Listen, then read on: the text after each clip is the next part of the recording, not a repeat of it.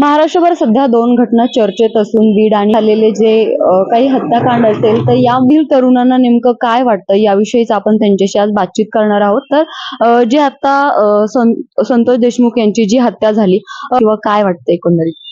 पहिलं तर संतोष देशमुख यांना माझी भावपूर्ण श्रद्धांजली. आणि त्यांची जी हत्या झालेली आहे अत्यंत चुकीच्या पद्धतीने झालेली आहे आणि आरोपीला तात्काळ अटक होऊन कडक शासन होणं गरजेचं आहे. आणि राज्य शासनाचे देखील आभार की त्यांनी त्या बाबतीत SIT नेमलेली आहे आणि न्यायालयीन चौकशी करणार आहेत. IG लेवलचा अधिकारीही दिलेला आहे. परंतु ह्याच्या बाबतीत एक गोष्ट मात्र चुकीची घडते की ह्याच्या बाबतीत राजकारण केलं जातंय. हे अत्यंत चुकीचं आहे. त्या संतोष देशमुख यांना न्याय मिळणं खरं गरजेचं आहे.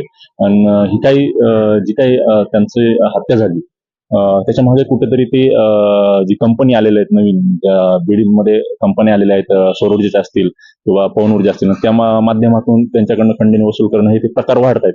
मग कुठेतरी त्या विषयातून हा झालेला प्रकार आहे. तर ह्याला कुठेतरी पक्षीय राजकारणाचं किंवा जातीवादाचं रूप देणं अत्यंत चुकीचं आहे असं मला वाटतं. आणि शासनाने जे फरार आरोपी आहेत त्यांना लवकरात लवकर अटक करून शासन करावं अशी आमची अपेक्षा आहे. म्हणजे आज बीड जिल्ह्याची जी बिहारशी तुलना केली जाते तर ती खरंच तुम्हाला वाटतं का योग्य आहे किंवा काय? नाही, योग्य नाही. काय वाटतं एकंदरीत हे सगळं वातावरण बघता? मला असं वाटतंय की बीड जिल्ह्यात जो खून झालेला आहे त्या खुनाचं राजकारण न करता आरोपीला योग्य शिक्षा होणं हे महत्वाचं आहे. या पाठीमागं राजकारणाचा बिलकुल हस्तक्षेप नसायला पाहिजे असं मला वाटतंय. स्वर्गीय गोपीनाथ मुंडे जेव्हा असताना जी बीडची जी खरी ओळख आहे ती तेव्हा झाली, ती आज ओळख पुसली जाते का असं वाटतं का एकंदरीत? नाही मॅडम, ती ओळख पुसली जात नाहीये. पण बीडमध्ये कसं आहे की हे जे राजकारणी लोक आहेत ना, बिहार करतात बीडमध्ये सरासरी गुन्हेगारी होत नाही. आता पश्चिम महाराष्ट्रात जसा विकास केलाय तसा बीडमध्ये इकडले पश्चिम महाराष्ट्रातले नेते मराठवाड्यात किंवा बीडमध्ये विकास होऊ देत नाही. त्या विकासाचं धोरण करावं आणि बीडनं जातीच्या पातीच्या बाहेरचं निघून राजकारण सोडून हे जातीपातीचं तर सर्व लोकांनी मिळून एकत्रित आपल्या विकासाच्या मार्गाला लागावं. हे लोक असंच डवचून देणार बीडला. बीडला असं एक बनवण्याचं त्यांचं षडयंत्र आहे की बीड एकदम राजकीय पातळीला बनला पाहिजे, पण तसं होणार नाहीये. लोकांना समजून काही दिवसानंतर की बीडचा हे विकास झाला. राजकीय हस्तक्षेपामुळेच बीड बदनाम झालाय का? राजकीयच जास्त बाहेरून नेत्यांनी हे केलेलं आहे. जास्त म्हणजे महाराष्ट्रामधले सर्व जे बाहेरचे नेते आहेत ना, सर्व तिथं गेलं की बीडमध्ये जाऊन डायरेक्ट बसतात, बीडमध्ये हे करतात. मला ह्या अशा गोष्टी काय आवडणार नाहीत. पण बीडमध्ये असं रिअल परिस्थिती नाहीये बिहार बनण्यासारखी. ते काही प्रतिनिधी आहेत तेच खरं या गुन्हेगारीला प्रोत्साहन देत आहेत का? काय वाटतं एकंदरीत? तसं म्हणता येणार नाही की गुन्हेगारी आणि नेत्याचा म्हणजे पुढाऱ्याचा काय संबंध नाही. जर तसं जर केलं असतं तर म्हणजे अधिक तीव्रतेनं दोन्ही म्हणजे जे म्हणजे ज्यांनी त्यांना त्यांच्या विरोधात समजा ज्यांना तुम्ही रसद पुरवली म्हणता किंवा त्यांचे पाठबळ आहे त्याचे अपोजिट पण कमी नसतात ना. त्यांना जर डायरेक्ट म्हणलं असतं की बाबा ज्यांना ह्यांना सपोर्ट करा त्यामुळं ही परिस्थिती उद्भवली. पण आज तसं नाही किंवा ही गुन्हेगारी आहे का, गुन्हेगारीला पुढारी नसतो किंवा जात नसती किंवा कुणाचा सपोर्ट नसतो, ती त्यांच्या ह्याच्याविषयी करत असतात. समजा क्षमता हो त्यांच्या. आता समजा एखादं प्रकरण घडलं, आता ह्याच्या अगोदर समजा खूप काही गुन्हे झाले, खुन झाले, गुन्हे झाले, पण हे काय झालं सध्या की निवडणुका झाल्या 2 आणि ह्या निवडणुकीचं स्वरूप इव्हन सगळेच पुढारी असेल किंवा पक्ष असेल थोडंफार जातीचं स्वरूप लावलं गेलं आणि त्याची तीव्रता वाढत गेली. समाजामध्ये दुफळी निर्माण झाली.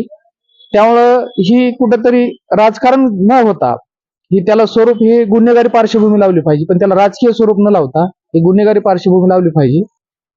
आता तुम्ही सगळे MPSC करणारे विद्यार्थी आहात आणि पुण्यामध्ये आलात तर भविष्यात जर तुम्ही अधिकारी झाला तर कशा पद्धतीने अशी सिच्युएशन आली तर कसं हँडल कराल? नाही, आता ही जी घटना घडली आहे ती अत्यंत चुकीची आहे. त्याच्याकडे कायद्यानं जे काही तरतुदी केल्या त्यानुसार कारवाई होणं गरजेचं आहे. परंतु सध्या सोशल मीडिया असेल किंवा मीडियामध्ये असेल ते एक चुकीची माहिती पासून भ्रम चुकीचा निर्माण केलेला जातोय. पण असं नाहीये. कायदा जो आहे तो कारवाई करेल. आता ह्याच केसमध्ये पाहता SIT नेमली, न्यायालयीन चौकशी आहे, IG लेवलचा अधिकारी वगैरे दिलेला आहे आणि आरोपीला अटक होऊन कारवाई होईल. आम्ही त्याच म्हणजे जो कोणी अधिकारी बनेल त्यांना त्याच पद्धतीनं करणं गरजेचं आहे. ते त्याचं कर्तव्यच आहे. एकंदरीत या सगळ्या घटनेकडे कसं बघता? एकंदरीत ही घटना जी झाली आहे ती अत्यंत चुकीची आहे. काय झालं, मी त्या भागातलाच आहे. आमच्या भागात म्हणजे असं पैसा वगैरे कधी नसायचा, म्हणजे दुष्काळी भाग आहे सगळा. पण आता काय झालं, सौर ऊर्जा पवन ऊर्जेच्या कंपन्या आलेल्या आहेत. आणि त्याच्यामधनं खूप मोठ्या प्रमाणात पैसा येतो. म्हणजे जसं मुळशीमध्ये तुम्ही पहा, यामुळे जमिनीला व्हॅल्यू आली, किंमत आली कंपनी आल्यामुळे, तसं आमच्या इकडे आलंय ना. मग त्याच्यामधनं काय होईल की जे अल्पशिक्षित ज्यांच्याकडे रोजगार नाही वगैरे, हे सगळे बेरोजगार तरुणांना कुठेतरी ते वाटते की आता हा पैसा ह्या कंपनी आल्या, त्याच्यातून आपल्याला काही ना काही मिळालं पाहिजे, आपल्या जमिनी चालल्यात. जसं मुळशी पॅटर्न मध्ये म्हणतात की तुम्ही आमच्या जमिनी खाल्ल्या, आम्ही तुम्हाला खाणार. हे आयटी पार्क आमच्या जमिनी उभा राहिले, हे आमच्या बापाचं आहे. तसं ते ह्या कंपन्या आमच्या जमिनी उभा राहिलेल्या आहेत. मग ह्याच्यात आम्हाला हिस्सा मिळाला पाहिजे. अशातनं एक कुठंतरी त्या गुन्हेगारी प्रवृत्तीला चालना मिळते आणि त्याच्यातनं अशा घटना मग घडतायत की बाबा गुन्हेगारी ही पूर्वी या कधी नव्हती, परंतु आताच एवढं गुन्हेगारी प्रमाण जे आहे ते वाढण्याचं नेमकं कारण काय असेल? नाही, गुन्हेगारी हे पहिल्यापासून आता महाराष्ट्रातच सगळीकडे पाहिलं तर राजकारण आणि गुन्हेगारी हे सोबतच चालतात, सगळीकडेच आहे. परंतु बीडच्या बाबतीत थोडंसं ते हायलाईट झालेलं, कारण की मराठवाड्यात तुम्ही जर मागील काही काळापासून पाहिलं तर आरक्षणामुळे खूप वातावरण पेटलेलं आहे. म्हणजे त्याच्यामुळं हे काही आता एखादी कोणतीही घटना घडली की त्याला लगेच जातीय रंग लागतो. उदाहरणार्थ झालं तर बीडमध्ये आतापर्यंत गेल्या 6 महिन्यात 3 सरपंचांचे खून झालेले आहेत. पण ह्या बाबतीत त्या 2 सरपंचच्या बाबतीत तर एकाला तर गोळी घालूनच मारलं होतं परळीमध्ये.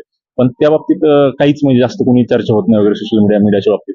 परंतु ह्या बाबतीत मात्र थोडंसं राजकीय रण असेल किंवा थोडासा काही जण आपली जातीय राजकारणाची पोळी भाजण्यासाठी थोडंसं वेगळा अँगल देतात. पण मला वाटतं की बाबा बीडकर म्हणून की ह्या पोलिसांनी ती निष्पक्ष चौकशी करून गुन्हेगाराला सजा देणं गरजेचं आहे. कारण की गुन्हेगाराला जातपात काही नसते. त्यामुळे ह्याच्यात निष्पक्षपणे चौकशी होऊन आरोपींना शासन होणं गरजेचं आहे. राजकारणाची जी पोळी आहे ती भाजण्यासाठीच हे सगळ्या गोष्टी केल्या जात आहेत, अशा प्रतिक्रिया देखील या विद्यार्थ्यांनी आपल्यासोबत व्यक्त केल्यात.